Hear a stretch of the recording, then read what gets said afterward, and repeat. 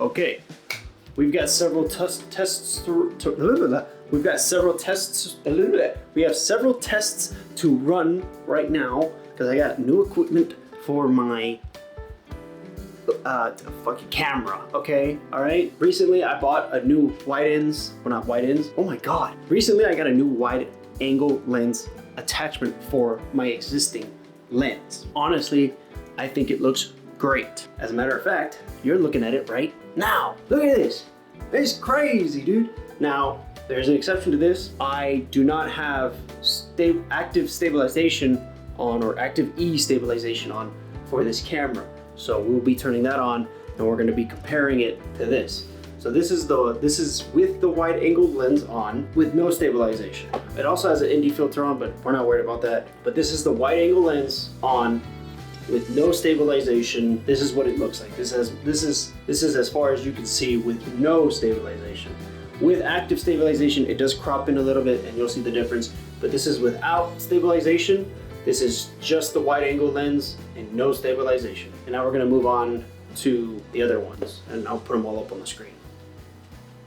This is with active stabilization on. This gives you about, I think it's a 40% crop in for the stabilization. So you know, I'm running around moving, things like that. All right, so check it out. We got no stabilization with no crop, and it looks amazing. I mean, look at my lamp. You can see Spider-Man's eye. Look at the rest of the painting. I mean, the other side doesn't even get the rest of the painting. It cuts off right as that little thing starts to go up. You can't even see the clock. I mean, you got some of the clock, but not a lot. And on top of that, the wide angle lens has little to no fisheye effect.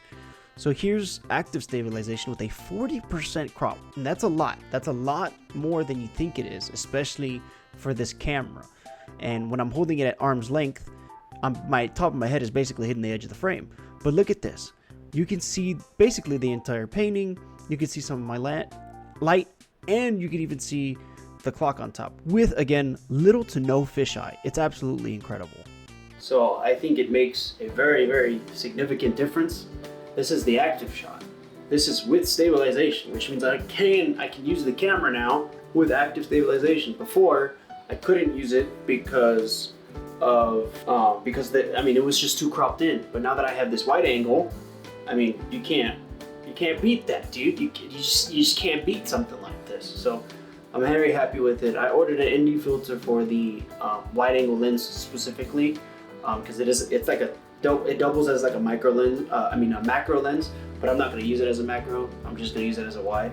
So having this is just, it's so nice, and you know, being able to test it and actually seeing a difference is great. It's way cheaper than buying an actual wide angle lens. This just works. It just works, and I'm just happy. So having a wide angle lens is just or at least the attachment is very nice. I mean, I'm never gonna take it off now, but I mean, come on, you can't beat this. You know what I mean? You just can't beat this.